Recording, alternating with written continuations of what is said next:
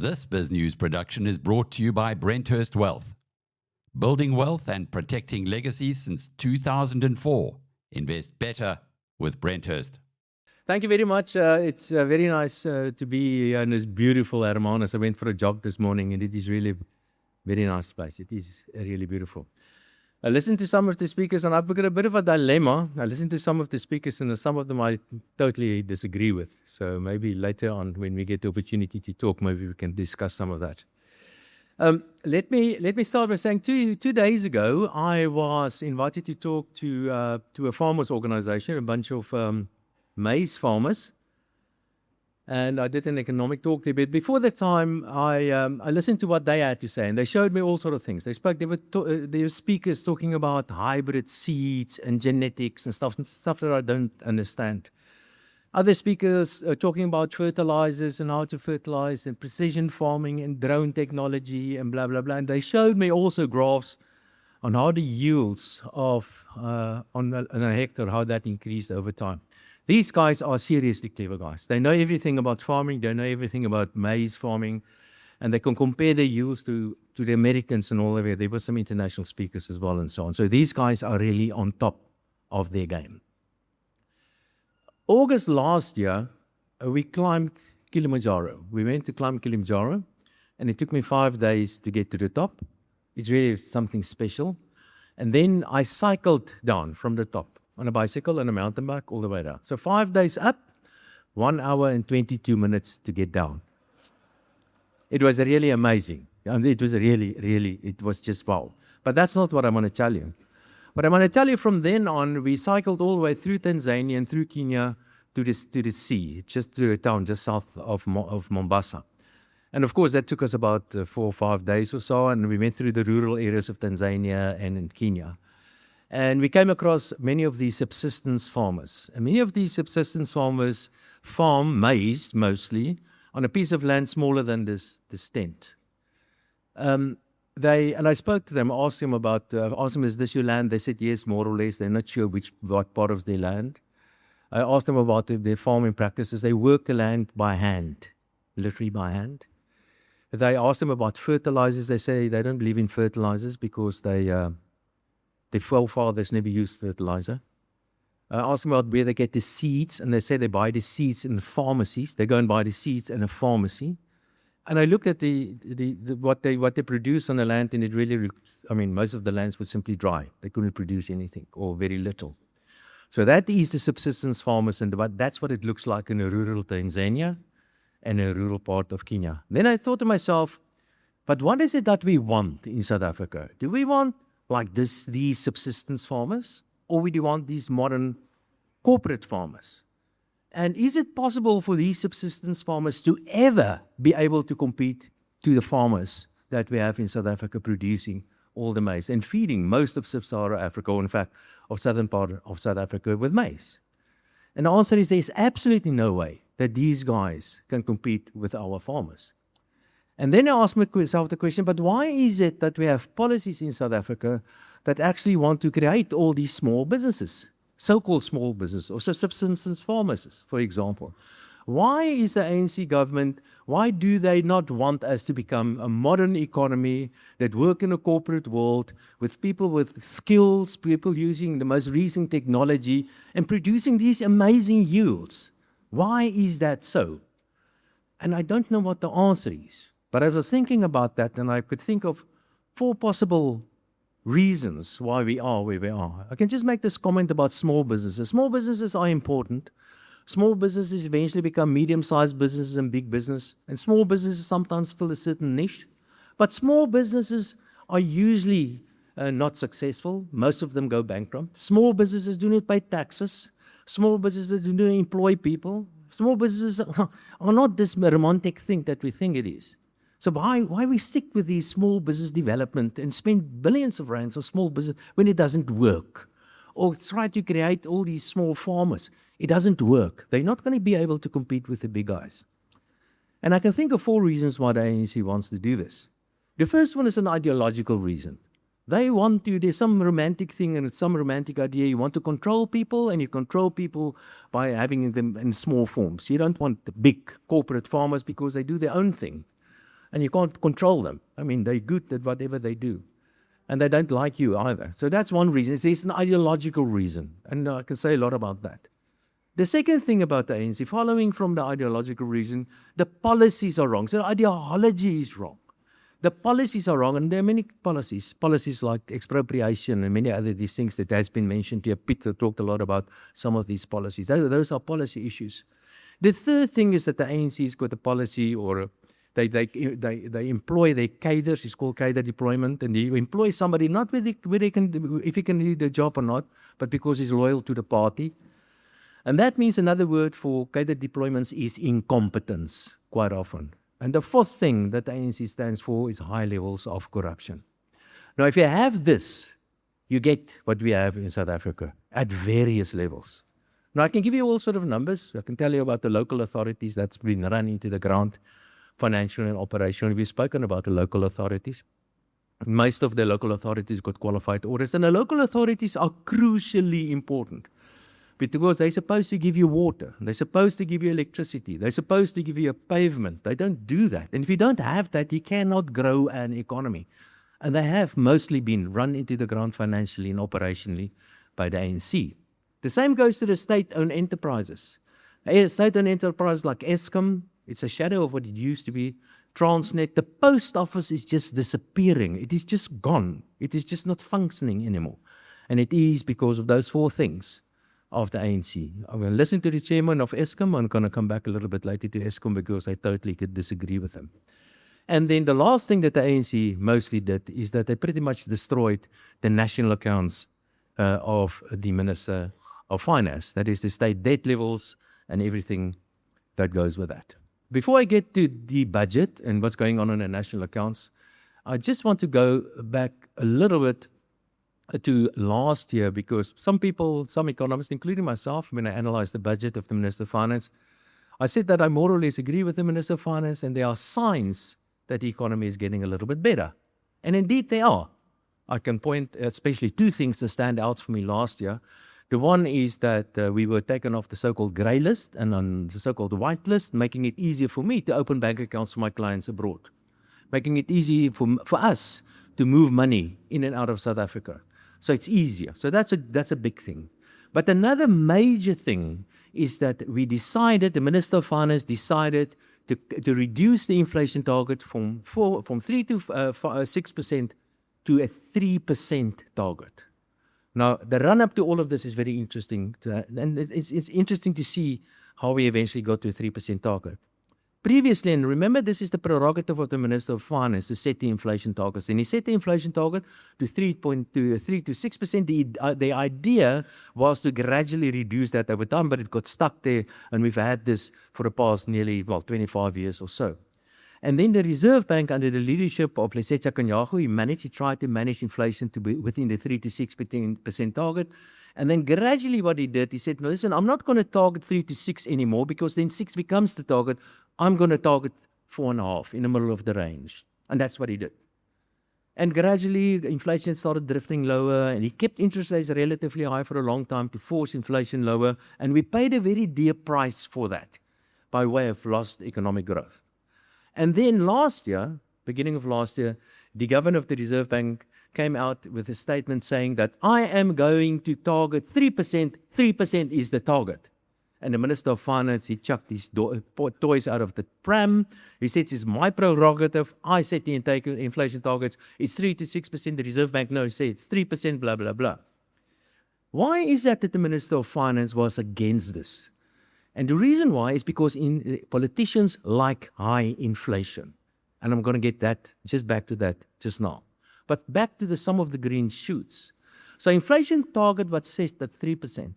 Inflation expectations gradually started coming lower. Actual inflation started coming lower as well. And that allowed the Reserve Bank to start cutting interest rates.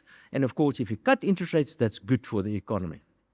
But there's another factor that we quite often do not appreciate enough. And that is, remember, in an environment where you have high inflation compared to a country with low inflation, inflation erodes the value of money.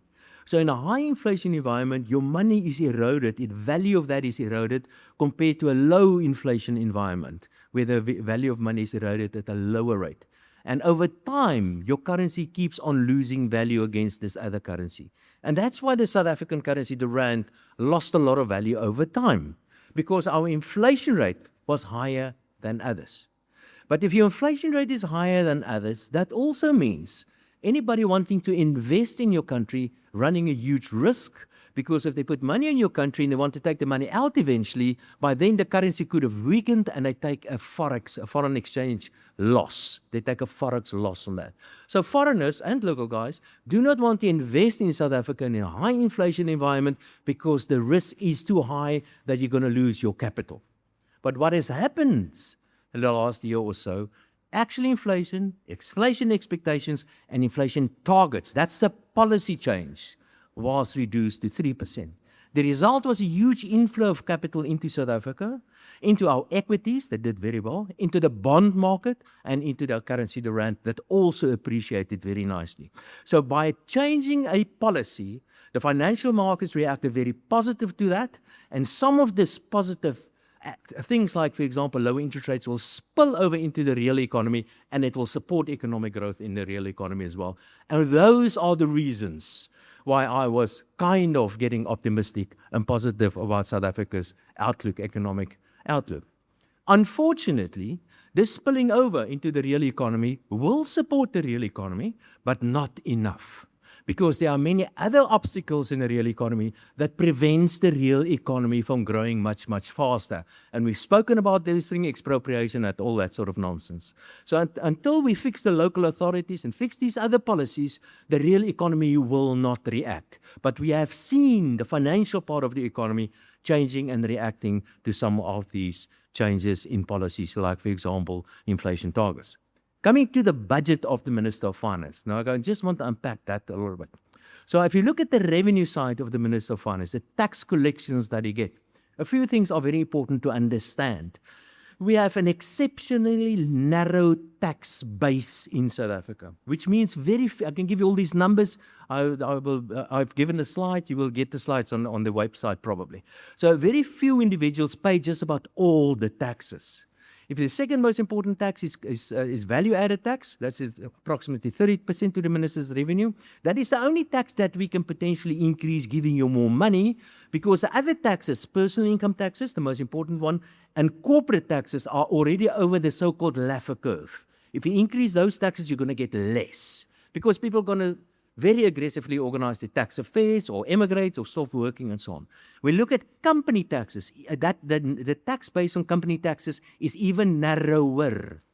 For example, approximately 1,000 companies pay 80% of company taxes, which means, and I've come back to what I said earlier about small businesses do not pay taxes because they just don't pay taxes.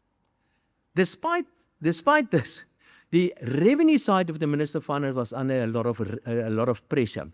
But there are two reasons why the Minister of Finance is doing quite well on his revenue, on tax collections. The one is that we had this very nice commodity cycle last year. And the commodity cycles, an increase in commodity prices like the gold price and the platinum prices, resulted in the mines paying more taxes, and eventually the Minister of Finance will get something like about 50 billion extra in the current financial year, which is in the end of March. And the financial year of the state starts on a very appropriate date, and that's the 1st of April. All right.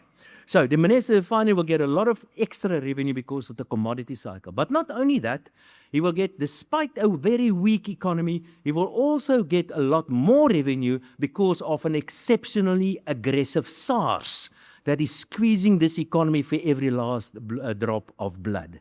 So on the revenue side, he's doing actually quite well. And the total tax burden on the economy is going up despite a weak economy. He did make some adjustments on the personal income tax rates, for example, and some other changes on the sin taxes and stuff like that. Well, not much, but a few changes on the revenue side, on the various taxes.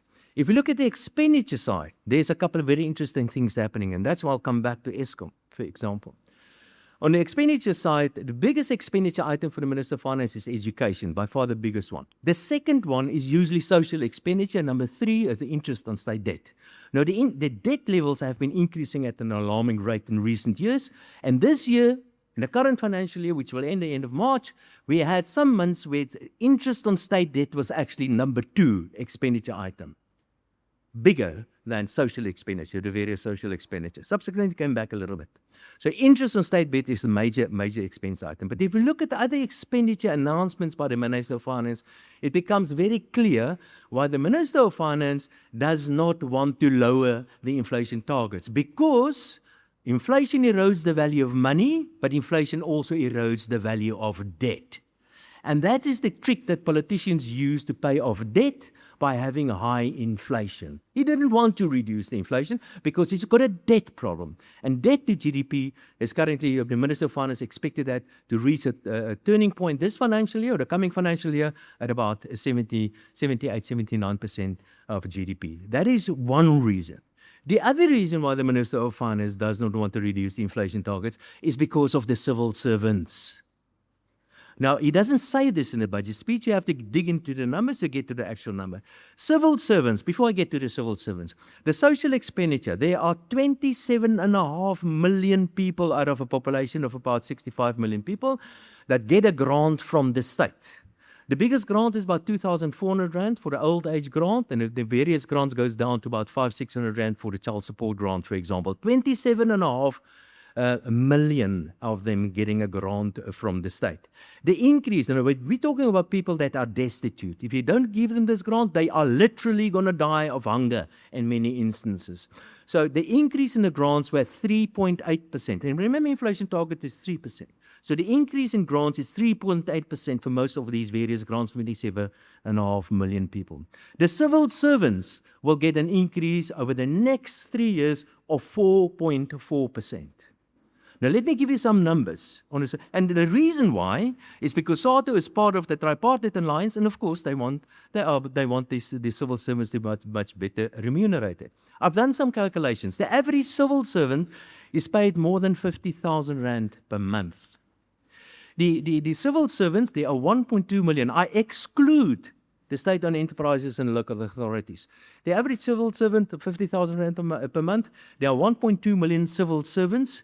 The salary of the civil servants is 1/3 of total state expenditure, and as a percentage of GDP, those civil servants get, note, I do not use the word earn, I use the word get. There's a difference between those two. They get approximately 13% of the economy. So 13% of the total economy used to pay only on the national account, civil servants on a national account. That is not all, and that's why I want to come back to GDP numbers and to Eskom as well. The GDP numbers were released last year for 2025. The economy expanded at the rate of 1.1% last year. That means that the last time we were here, in terms of per capita GDP, is 20 years ago. We've lost 20 years. Weak economic growth below the population growth. The Minister of Finance expects economic growth of 1.6% going forward. I'll get back to that just now. But something here that I am very concerned about. The real state capture in South Africa are the civil servants and the entrepreneurs, where they are totally and completely overpaid. That is not all. If you analyze the numbers of GDP yesterday, one of the categories, the second worst category in South Africa, is a category called electricity, gas, and water, which contracted last year by 4.3%. And the biggest contributor to that is Eskom. Eskom prices will increase by 9% or up to 12%, while inflation target is 3%. That means all of you must get well below 3% in order to get inflation to 3%. How on earth do we allow a mismanaged company like Eskom and Transnet and the Post Office to get well above inflation increases? I'm very sorry about the chairman of Eskom last year. His salary last year, he is not a chairman. He is a civil servant working for a company that belongs to the state, that belongs to the people of South Africa. He thinks he's a chairman. He thinks he works for a company. They think they have a board and a CEO. They don't have that. It's only in name. The CEO of Eskom got paid 13 million rand per year. How on earth can I pay civil servants 13 million rand per year? We can't do that. The same goes for Transnet. 8 million rand per year that we pay the civils. And that debt of Eskom, 350 billion rand. And the debt of Transnet, 150 billion rand. And the debt that the local authorities owes to Eskom in excess of 100 billion rand. That's all debt that should be included with the Minister of Finance to get a real picture of what's going on the state's finances. And it's time that us, the taxpayers, stand up and say, genoeg is genoeg.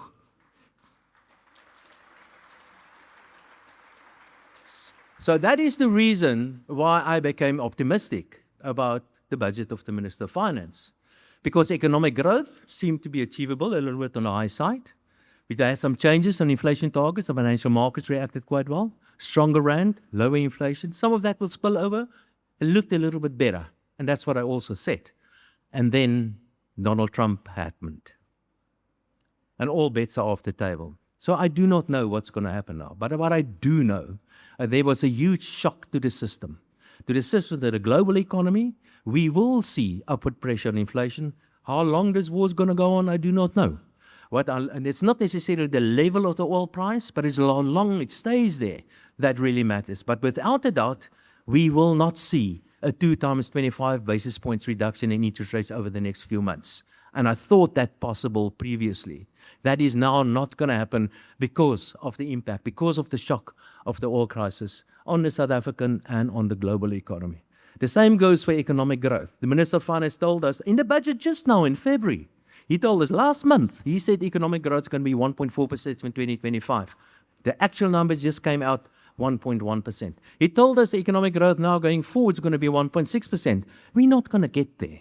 We're not going to get there as long as the ANC is there. That means also that the debt to GDP ratio is likely to exceed 80% to GDP in this financial year and year thereafter, which means where we thought that the debt's going to stabilize this year is now going to happen next year if we are lucky.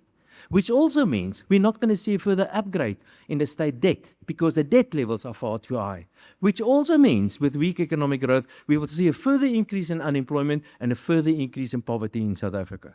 And it is time now for us, and we've listened to some politicians in South Africa and listening to speaking here today. I want a political leader to stand up and say, the real issue is that we've got this massive state that is supposed to serve me and to look after me and to look after my interests. But this state has become a parasitic state. And we must stop this and vote for me because I am going to make sure that I create a state and I create the kind of civil servants that do what's supposed to be doing, and that is to serve the people of South Africa. Thank you. This BizNews production is brought to you by Brenthurst Wealth, South Africa's leading boutique wealth manager. Trusted to guide families for over 20 years. Invest better with Brenthurst.